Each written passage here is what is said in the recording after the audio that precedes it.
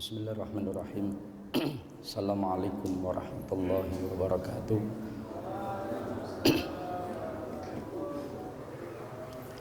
Alhamdulillah.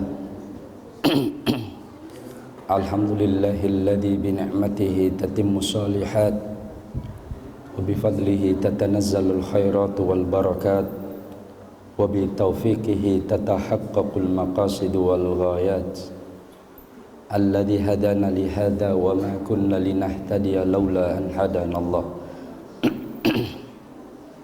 Asyhadu an la ilaha illallah wahdahu la syarika lah wa asyhadu anna Muhammadan abduhu wa rasuluh la nabiyya wa la rasula ba'da. Allahumma salli wa sallim wa barik ala sayyidina Muhammadin wa ala alihi wa ashabihi wa man sara ala nahjihi wa man jahada haqqa jihadih wa man tabi'ahum bi ihsani ila yaumiddin. Allahumma la sahla illa ma ja'altahu sahla wa anta taj'alul hazna idza syi'ta sahla. Jamaah yang dimuliakan Allah, pada kesempatan pagi hari ini alhamdulillah Allah tabaraka wa taala mentakdirkan kita berada di tempat ini untuk kita sama-sama duduk di majelis ilmu, kita sama-sama untuk mendapatkan kebaikan yang banyak dari Allah tabaraka wa ta'ala. Sebelumnya saya mohon maaf suara saya bermasalah. Ini masih mending. Kalau pengajiannya kemarin saya pasti izin, suara saya nggak keluar. Tadi mau saya cari ganti kok ya pakai saya. Nah, jamaah yang dimuliakan Allah, ini kayaknya kebanyakan es. Jadi saya itu jarang minum es, tapi dapat istri muda sukanya minum es. Jadi saya ikutan minum es terus. Nah, jamaah yang dimuliakan Allah, pada kesempatan pagi hari ini kita akan bahas tentang produksi dan konsumsi di dalam Islam. Para ulama menegaskan bahwa ada sebagian orang yang mereka fokus pada ibadah yang mereka lakukan, sholat, zakat, puasa, haji dan umroh. Tetapi terkadang mereka lupa tentang bagaimana muamalah mereka terhadap sesama makhluk.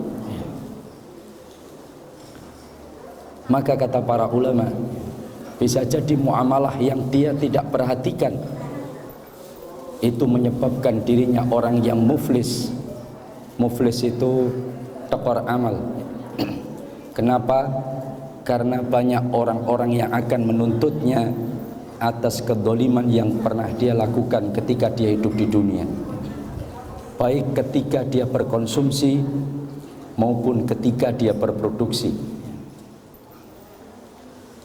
Oleh karena itulah kita bahas bagaimana adab dan etika kita di dalam produksi dan berkonsumsi. Saya akan bahas dulu tentang produksi. Ada sebuah hadis yang diriwayatkan oleh Imam Ahmad Ibnu Hanbal, di mana seorang para sahabat bertanya kepada Rasulullah sallallahu alaihi wasallam, "Ya Rasulullah, ayyul kasbi atyab?" Pekerjaan apa yang paling thayyib ya Rasulullah? Maka Rasulullah sallallahu alaihi wasallam mengatakan, "Amalur rajulu biyadihi wa kullu bai'in mabrurin." Maka pekerjaan yang paling baik kata Rasulullah yaitu pekerjaan yang dihasilkan dengan tangannya sendiri. Wa kullu bai'in mabrur, dan setiap jual beli yang diberkahi kata Allah, kata Rasulullah sallallahu alaihi wasallam. Apa yang dimaksud setiap amal yang dilakukan dengan kedua tangannya itu merupakan pekerjaan yang paling baik. Sebagian ahli tafsir mengatakan bahwa pekerjaan yang paling baik itu adalah petani. Kenapa petani? Kata sebagian para ulama, karena bertani itu menyuburkan ladang-ladang yang tandus, memanfaatkan yang tidak termanfaatkan. Yang kedua, petani itu tawakalnya tinggi kepada Allah Tabaraka wa Ta'ala. Ia tanam, maka ia tunggu sampai dia berbuah. Ini membutuhkan kesabaran dan ketawakal kepada Allah Tabaraka wa Ta'ala. Maka ini pekerjaan yang paling baik, sebagian para ahli tafsir. Sebagian lagi mengatakan tidak, bahwa pekerjaan yang paling baik itu adalah para produsen, karena dia memenuhi kebutuhan orang banyak. Begitu pula wa kullu bai'in mabrur, dan setiap orang yang melakukan transaksi atau pedagang yang diberkahi oleh Allah Tabaraka wa Ta'ala, yang perdagangan mereka jujur, yang perdagangan mereka tidak mengurangi timbangan, yang perdagangan mereka tidak melanggar aturan-aturan Allah Subhanahu wa Ta'ala, itulah perdagangan yang diberkahi, yang mabrur. Karena ada haji mabrur, ini ada jual beli yang mabrur, jual beli yang diberkahi. Meskipun di zaman kita ini banyak di antara manusia yang tidak mencari keberkahan dalam jual beli, tetapi mencari untung yang besar di dalam berjual beli. Betul atau tidak? Ya. Meskipun kehilangan keberkahan, ada sebagian di antara kita yang berlaku tidak jujur dalam jual beli. Misalkan di dalam melakukan transaksi jual beli, mereka tidak jujur dalam masalah timbangan. Jual kelengkeng atau jual rambutan atau AC, itu yang seharusnya yang dijual buahnya atau batangnya, ibu-ibu?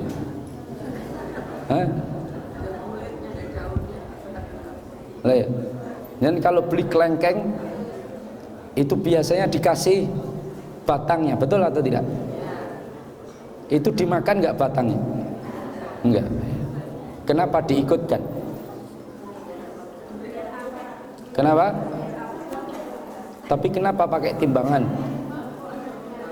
Paham ya? Menjual kelengkeng atau rambutan yang kemudian ditimbang, tetapi ia ikutkan batangnya, kira-kira jujur nggak ibu-ibu? Benar nggak ibu-ibu? Benar tidak? Ya. Beli kelengkeng itu yang dimakan apanya? Kelengkengnya. Tapi kadang-kadang ikatan itu kalau dibuka, itu ada batang-batang yang nggak ada buahnya, betul atau tidak?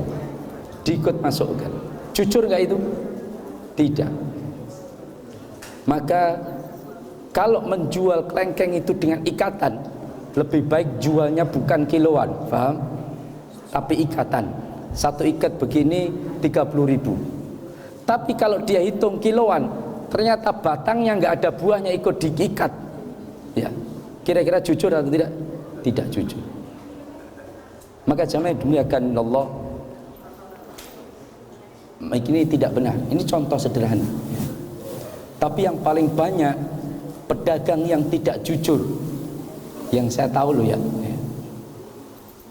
Saya bukan berarti pedagangnya banyak yang tidak jujur, bukan.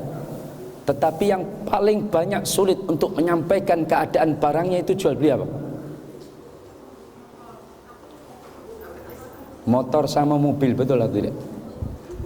Ketika dia tahu sekernya rusak, ketika dia tahu stang sekernya harus ganti, ketika dia tahu bahwa mobilnya bekas tabrakan misalkan, meskipun sudah dijempol ya,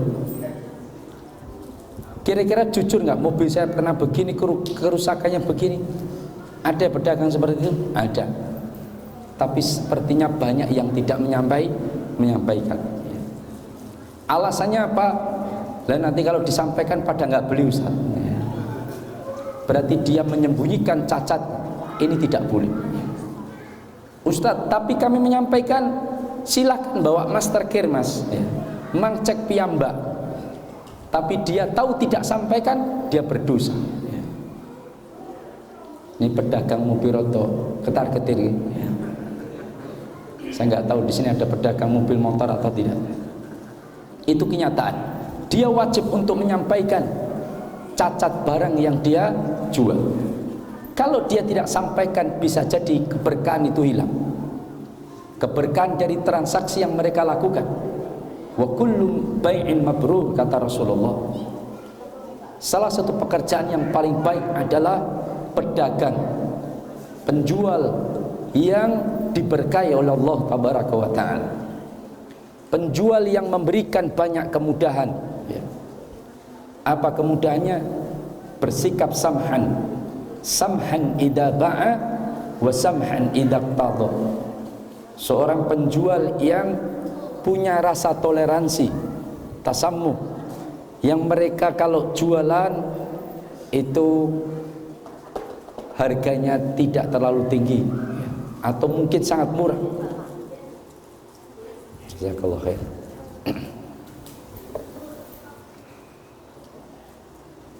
Boleh saya minum dulu Ibu? Boleh nggih?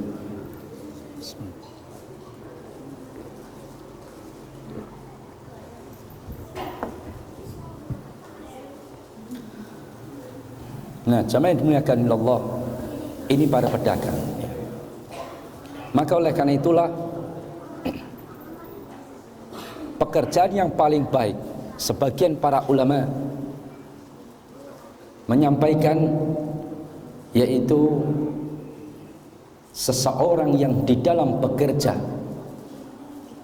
ia mampu menguasai segala pekerjaannya, sehingga dia punya kemampuan untuk mengkondisikan dan mengatur dari pekerjaannya sehingga tidak terjadi praktek yang mendatangkan kemurkaan Allah tabaraka wa ta'ala. Kalau jadi pegawai gimana Ustaz? Bagus. Ketika dia jadi pegawai, dia merubah keadaan yang buruk menjadi baik, itu bagus.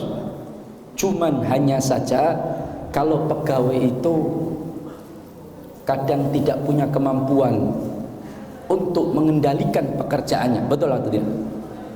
Saya ketemu mantan pegawai di sebuah instansi. Apa kata dia? Alhamdulillah Ustadz, saya sudah pensiun. Lah kenapa?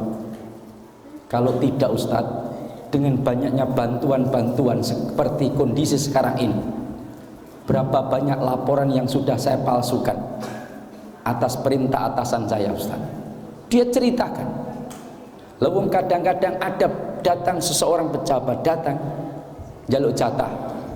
Gimana kami menganggarkan untuk dia? Akhirnya kami harus membuat laporan palsu. Diadakan rapat pembinaan desa, biaya sekian, ngundang ahli sekian, konsumsi sekian, tapi nggak ada kegiatannya.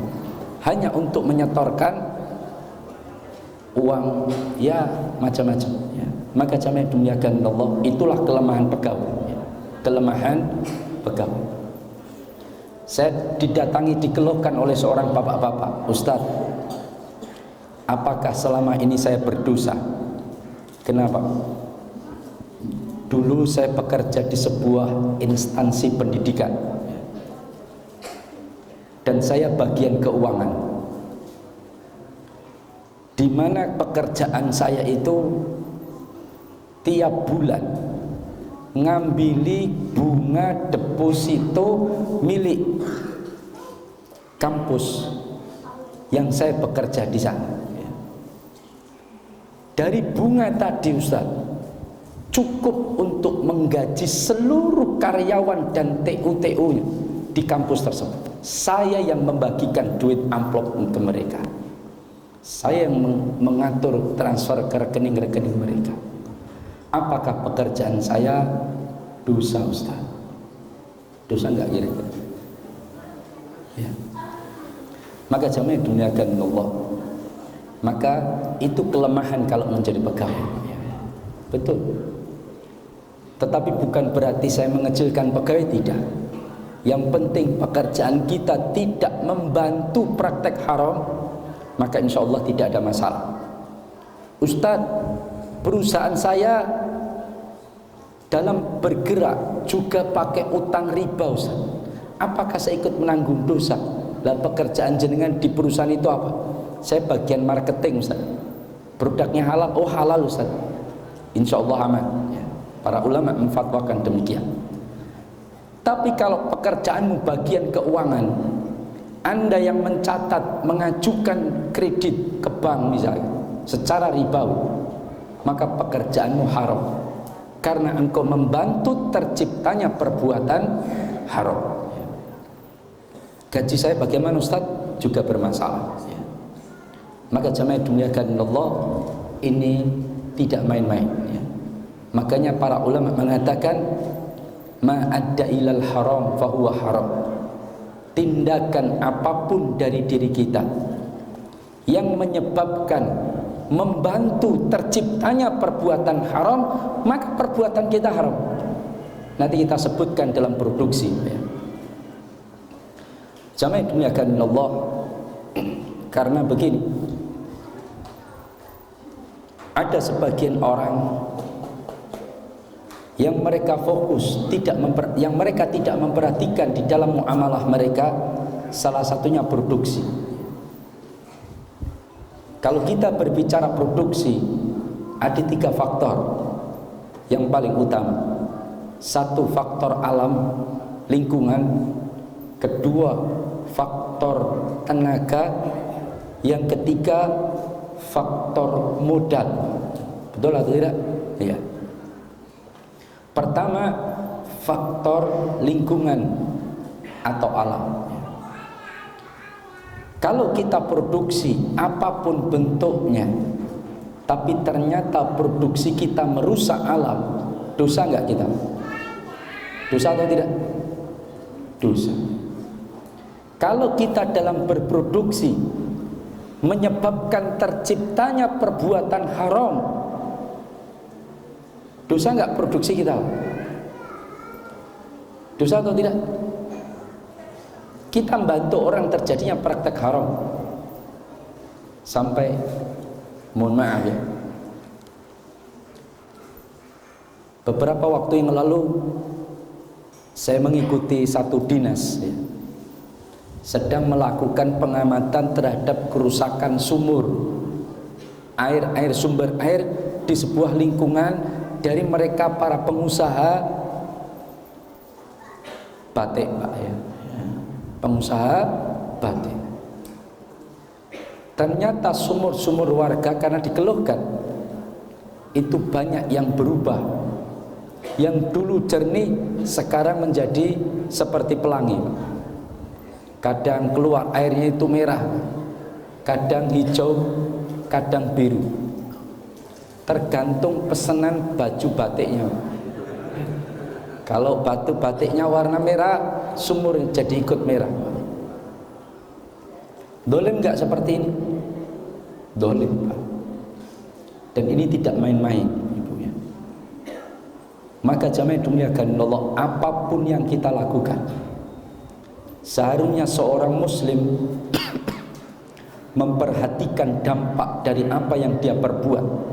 Allah sudah menyatakan dhaharal fasadu fil barri wal bahri bima kasabat aydin nas. Telah nampak kerusakan di bumi dan di lautan disebabkan oleh tangan-tangan manusia. Saya baca artikel produksi ayam dan telur di sebuah sekitar perusahaan, saya lupa nama perusahaannya, saya baca di koran. Itu ternyata mengandung racun yang berbahaya bagi tubuh manusia. Kenapa? Karena ayam-ayam itu sudah terkontaminasi dengan limbah pabrik tersebut. Terutama ikan yang berada di pesisir kawasan berikat, Pak.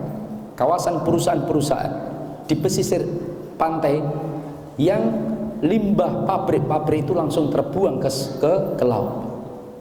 Itu ternyata ikannya mengandung banyak timbal atau apa saya kurang tahu. Tapi yang jelas itulah penyebab. Karena saya mengantarkan kawan saya dari Surabaya, dia kena penyakit namanya Parkinson. Tahu Parkinson? Ketika ditanya oleh dokter, Mas dari mana? Saya dari Surabaya. Daerah mana? Daerah ini. Kawasan pabrik ya? Iya. Sering makan ikan laut dari sana? Betul. Nah, kami para dokter melakukan penelitian bahwa ikan yang dihasilkan dari sana itu kebanyakan pasien kami kena Parkinson. Karena jenis ikannya, ikan-ikan di sana itu ternyata terkontaminasi dengan limbah pabrik. Kalau beli ikan dari daerah ini Mas, karena lebih jauh dari kawasan pabrik, itu disampaikan kepada saya, baru tahu. Ternyata itu limbah perbuatan manusia yang dibuang secara tidak benar. Itu menyebabkan kerusakan terhadap lingkungan dan orang lain.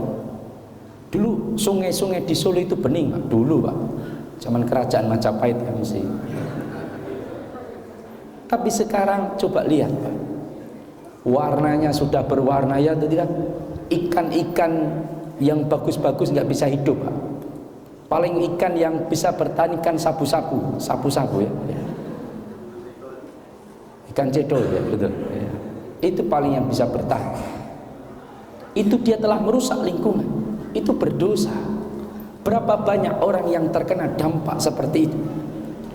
Pak Tani nggak bisa lagi mengairi sawah dengan air sungai yang sudah tercemar. Betul atau tidak? Iya. Berapa banyak manusia yang dirugikan? Kalau nanti dia menuntut di akhirat, Pak, hati-hati. Maka jamaah dimuliakan Allah, maka di dalam kita memproduksi itu harus diperhatikan. Bahkan sampai kata para ulama, apa yang engkau produksi itu ternyata mendolimi tubuh manusia, membuat makanan pakai pengawet, pewarna yang membahayakan tubuh orang. Dosa enggak kira-kira? Dosa. Banyak enggak produksi makanan yang menggunakan zat-zat membahayakan orang lain?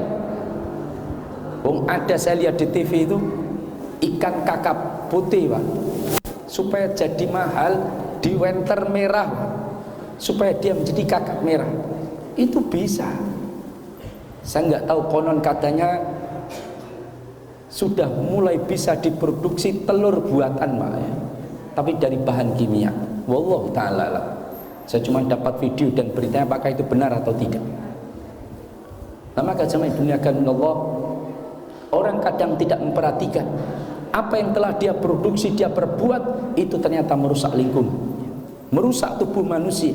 Itu nanti akan dituntut di hadapan Allah tabaraka wa ta'ala. Allah sudah menyatakan, wa may ya'mal mithqala dzarratin syarran yarah. Sekecil apapun perbuatan kita, dari baik amal keburukan maupun kebaikan, ya rohu, dia pasti akan melihat dan pasti akan mempertanggungjawabkan di hadapan Allah tabaraka wa ta'ala. Betul atau tidak? Betul. Dzarrah itu apa? Dzarrah itu turab yang berterbangan, kecil, debu yang sangat kecil, sangat ringan. Itu dzarrah. Atau ada sebagian ahli tafsir mengatakan semut kecil, semut gula misalkan, itu dzarrah. Itu semua akan dipertanggungjawabkan di hadapan Allah. Maka produksi apapun dari diri kita tidak boleh diupayakan tidak merusak lingkungan dan tidak merubah, tidak merusak tubuh manusia atau mendolimi mereka. Itu produksi yang kita lakukan, termasuk pula membantu dosa yang terjadi. Sampai para ulama menjelaskan tentang para pengusaha, mohon maaf, konveksi. Tahu konveksi? Konveksi itu bikin apa? Baju. Saya pernah mendatangi sebuah perusahaan, bukan perusahaan ya, wira swasta, seorang konveksi. Dia jual banyak baju-baju macam-macam. Saya datang ke sana. Pemiliknya seorang ibu-ibu. Karena masih ada kerabat. Dia sedang motongi baju. Kemudian baju yang sudah jadi, yang dengan berbagai macam model, sudah dipampang di manekin, ya, ditaruh di manekin. Saya tanya sama beliau, Mbak, perempuan kalau pakai pakaian seksi, ketat, menampakkan tonjolan tubuhnya, menampakkan auratnya, boleh enggak? Apa jawab dia? Yuraito, kan itu kan? Enggak boleh. Enggak boleh. Lalu kemudian saya tanya lagi, tapi kenapa engkau buat baju pergi yang modelnya ketat? Betul atau tidak? Yang modelnya menampakkan aurat. Apa kata dia? Lu kan sing nganggo dudu aku. Kan sing nganggo mereka, sing dosa ya mereka. Oh, jangan salah. Saya bilang, Rasulullah sallallahu alaihi wasallam mengatakan, "Man sanna sunnatan sayyi'atan kana 'alaiha wizruha wa wizrun man 'amila biha min ba'di." Barang siapa yang memberikan contoh keburukan, mengajarkan keburukan, kana 'alaiha wizruha, maka baginya satu dosa. Wa wizrun man 'amila biha min ba'di, dan dosa dari setiap orang yang menjalankan karena hasil tunjukan dia, hasil bantuan dia, dia ikut menanggung dosa itu. Kata para ulama, kalau dulu guru saya mengatakan begini, kalau ada seseorang bikin baju, lalu baju itu ketat, dia tahu baju itu akan dipakai untuk pergi, lalu dia rancang itu baju dipakai oleh seorang perempuan, lalu dia keluar. Ketika keluar, setiap harinya ditonton 100 laki-laki. Yang 100 laki-laki itu ketika menonton lekuk-lekuk tubuhnya yang mungkin menarik perhatian, 100 laki-laki itu 5 laki-laki menundukkan pandangan dan istighfar, mungkin karena takmir masjid. Astagfirullah, langsung tundukkan ya. Tapi 95 yang memandang itu menikmati dengan hawa nafsunya, bahkan di foto barang, Pak, dibayang-bayang. Dosa enggak 95 laki-laki? Kok kayaknya enggak setuju ya? Dosa, Pak. Maka yang make tadi ikut menanggung dosa 95 laki-laki tanpa mengurangi dosa dia. Tidak hanya itu, Pak, sing dodol Pak klambi itu juga ikut menanggungnya. Tidak hanya itu, Pak, sing memproduksi, Pak, juga ikut menanggung dosanya. Betul itu. Saya enggak nakut-nakuti.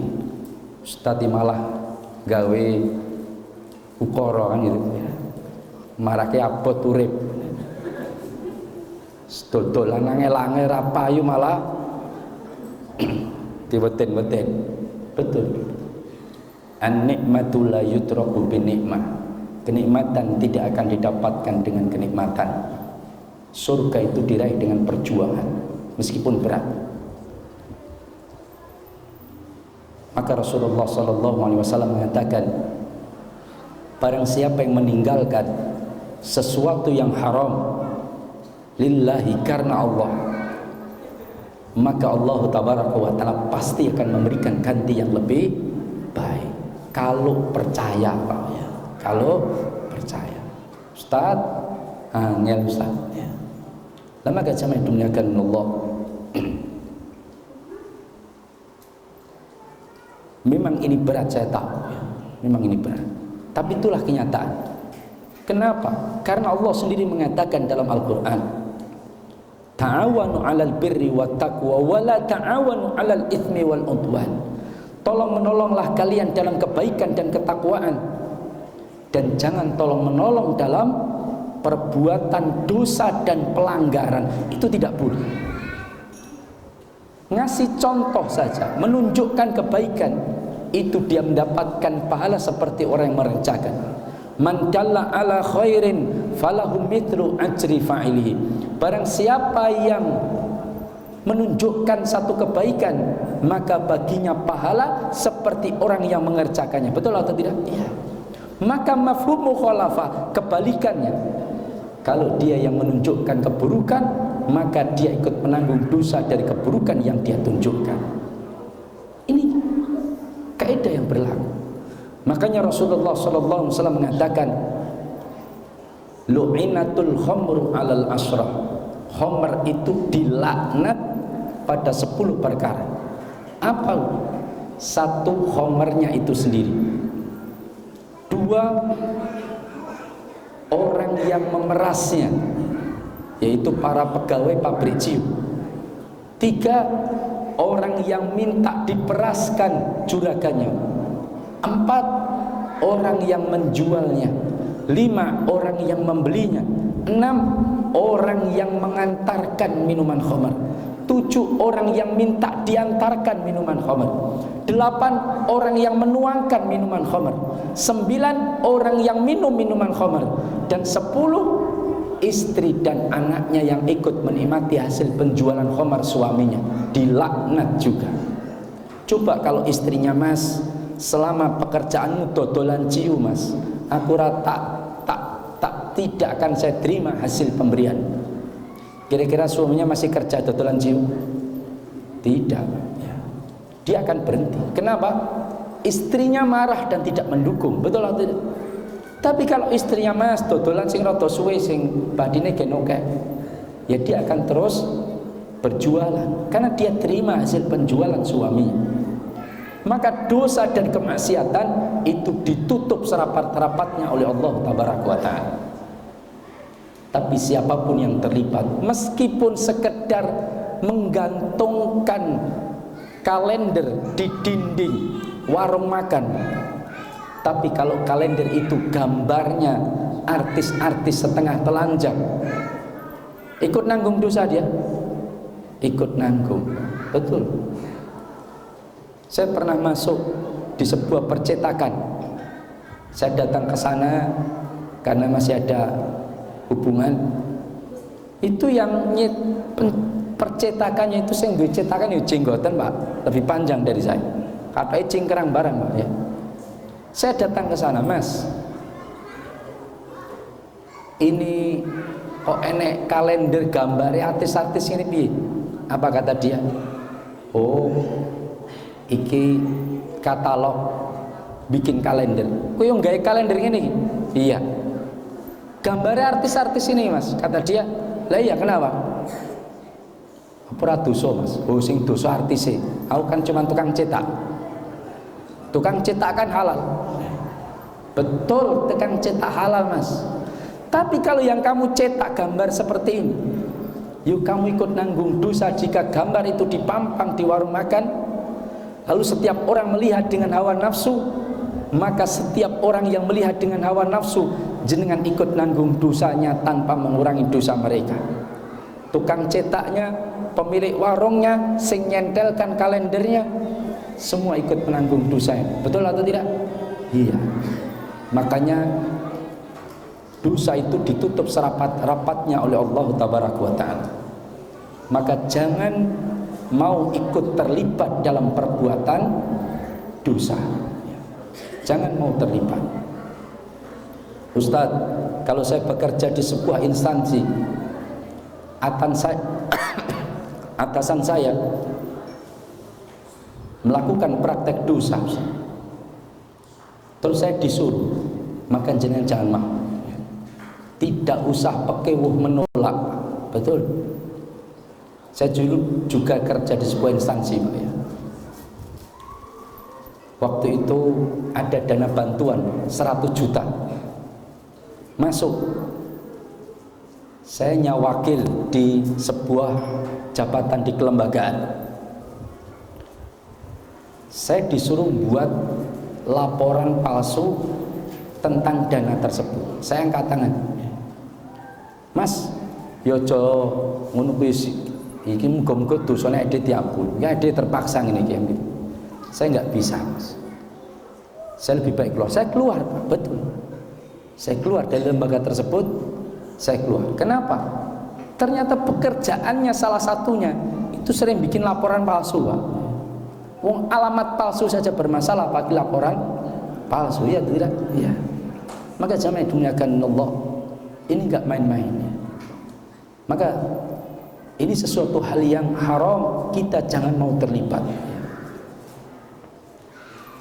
Habis ini saya sebetulnya ngisi pengajian judulnya "Pekewuhmu menghantarkanmu ke neraka". Betul, Pak. Tapi suara saya nggak mampu. Saya sudah siapkan pengganti. Saya cukup sekali saja hari ini. Maka yang satu saya suruh ganti orang lain. Maka jamaah dimuliakan Allah, ini tentang produksi.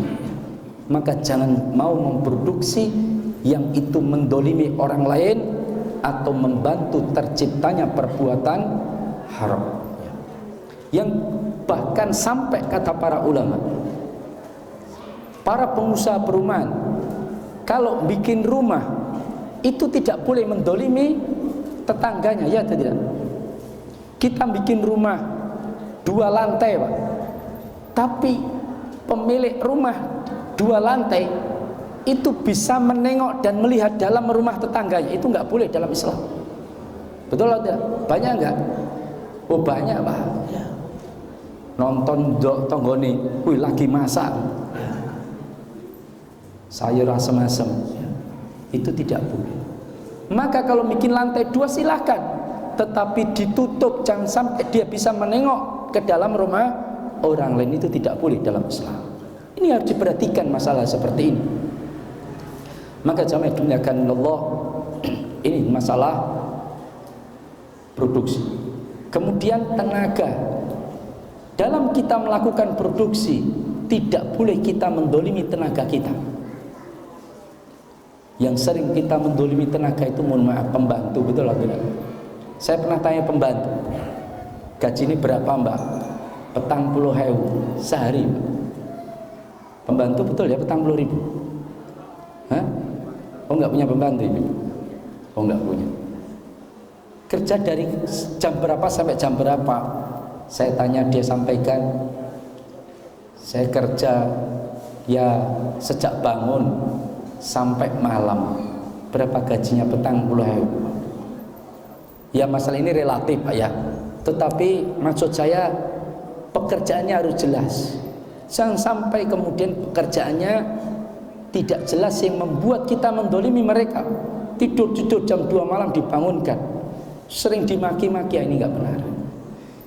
Ada seorang pegawai itu menyampaikan, Ustaz, saya dulu ketika kerja di perusahaan ini, Ustaz, bos saya itu menjanjikan kalau saya bekerja 20 tahun saya akan dapat rumah, saya akan dapat ini, tapi ternyata saya tidak diberi, Ustaz. Ketika saya tuntut, alasannya toko sepi. Tapi Ustaz, saya tahu dengan mata kepala sendiri, datang banyak proposal ke beliau, kalau nyumbang, Ustaz, masjid sana sumbang 50 sak semen, masjid sana sumbang 50 juta, kadang disumbang 10 juta, itu banyak, tapi terhadap pegawainya sendiri pelit. Ini hati-hati. Kadang mohon maaf, kita ini, kata para ulama, tidak memperhatikan harta yang syubhat, apalagi haram, masuk ke dalam diri kita. Kadang kita lebih mengejar untuk bisa berinfak dengan lebih banyak, meskipun kita masukkan harta haram ke dalam diri kita. Makanya Abdullah bin Mubarak mengatakan, demi Allah, 1 dirham dari harta syubhat yang kami tidak yakin harta itu halal atau tidak, lebih kami kedepankan untuk kami tinggalkan daripada kami mengejar bisa berinfak 1000 dinar. 1000 dinar. 1 dirham itu berapa? Kira-kira 50.000 sampai 70.000. Kira-kira sekitar 60 ribuan. Meninggalkan harta 60.000 yang tidak jelas, itu lebih ditekankan oleh para ulama daripada mengejar untuk bisa berinfak 1000 dinar. 1 dinar 4 juta, 1000 berarti 4 miliar. Jadi para ulama itu lebih mengedepankan harta yang haram itu untuk ditinggalkan, syubhat saja ditinggalkan, daripada mengejar kekayaan supaya bisa berinfak lebih banyak. Tapi zaman kita, mohon maaf ya, kita ini lebih mengejar bisa sing penting sugih sih. Engkau diukai sodakoe kak sing haram hilang, ya atau tidak? Ya. Mas, kenapa usahamu pakai utang riba, Mas? Lah pripun melih ngoten iki mboten cepat gede. Mengke yang penting diukai sedekah mawon, kan itu kan. Ya. Padahal yang subhat itu lebih didahulukan untuk ditinggalkan daripada mengejar untuk berinfak 1000 dinar. Kami pernah menasihati seseorang ya, yang kalau beliau berinfak nggak usah ditanya 50 juta, 20 juta, 10 juta, tapi perusahaannya dibesarkan terus dengan utang ribawi. Ini mengerikan. Seharusnya yang haram itu hendaknya lebih dia tinggalkan daripada dia mengejar untuk kaya, untuk bisa berinfak banyak. Itu kebalik. Nah, maka jamaah dimuliakan Allah, maka faktor modal ini penting untuk diperhatikan seorang muslim. Jangan sampai dalam dia berusaha berwira swasta itu dia dapatkan modal itu dengan cara yang haram. Karena para ulama lebih menganjurkan dan menekankan untuk meninggalkan harta yang haram, subhat saja untuk kita tinggalkan, daripada mengejar untuk bisa berinfak banyak kalau yang haram itu kita terjang.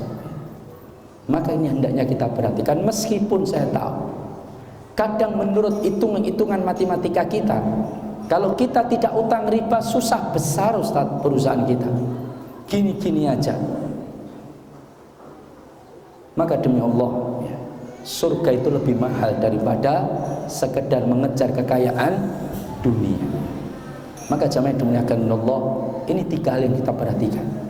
Sedangkan dalam konsumsi, yang paling kita perhatikan jangan sampai dalam kita berkonsumsi itu merusak tubuh kita dan mendolimi diri kita maupun orang lain. Betul atau tidak? Ya. Kalau ada lemper, Pak, tahu lemper ya? Arem-arem lah ya. Di situ dalam bungkus arem-aremnya ditulisi, Pak, arem-arem ini membunuhmu, Pak. Atau tulisannya arem-arem ini bisa menyebabkan kanker, hipotensi dan gagal jantung, Pak. Kinten boleh nggak arem-arem dimakan? Boleh nggak, Pak? Nggak boleh. Setuju Ibu? Setuju. Maka jamaah dimuliakan Allah, maka dalam kita berkonsumsi, dalam kita berproduksi, maka harus kita perhatikan apakah muamalah yang kita kerjakan itu mendolimi orang lain atau membantu terjadinya praktek dosa. Saya sampaikan pengajian topik ini ya, tapi suara saya nggak mungkin. Artinya saya sampaikan, ada ibu-ibu tanya, Ustaz, kalau begitu jualan daster mboten ansal berarti Ustaz. Tahu daster nggih? Kan daster itu lengannya sampai sini Ustaz, memperlihatkan auratnya lengannya Ustaz. Bu, saya sampaikan, kalau daster enggak boleh dijual, apa ya pakaian dalam raya itu dijual kan gitu kan? Kan enggak. Daster itu sejauh yang kita mengerti adalah pakaian emak-emak di rumah, ya atau tidak? Ada orang jagung pakai daster? Tidak ada. Ada orang masuk kuliah pakai daster, Pak? Nggak mungkin, Pak. Tapi kalau sudah bikin baju untuk kuliah yang bajunya ketat, seksi, Pak, sudah dia tanggung jawab itu. Baju yang dia jual, baju yang dia buat, kalau dipakai perempuan tersebut, setiap mata lelaki yang memandang itu penuh dengan hawa nafsu, maka yang buat, yang jual, yang pakai, yang memproduksi, dia ikut menanggung dosa yang sama tanpa mengurangi dosa dari orang yang menggunakannya. Maka jamaah dimuliakan Allah, ini tentang produksi dan konsumsi. Memang bab muamalah itu bab yang paling tidak disukai, ya. Sebab membuat hidup semakin sempit, ya, pergerakannya. Betul atau tidak? Ya. Tapi kan yang undang jenengan, Pak, ya. Saya kan temanya seperti itu, ya. Maka jamaah dimuliakan Allah, ini tentang bagaimana adab dan etika kita di dalam konsumsi dan berproduksi. Wallahu ta'ala alam. So, karena waktunya tidak memungkinkan, cukup ya? Cukup ya. Demikian dari saya, kurang lebih mohon maaf. Suara saya sampai habis, memang sudah habis dari awal, ya. Demikian aku qouli hadza wa astaghfirullah li wa lakum innahu huwal ghafurur rahim. Subhanakallahumma bihamdika asyhadu an la ilaha illa anta astaghfiruka wa atubu ilaik.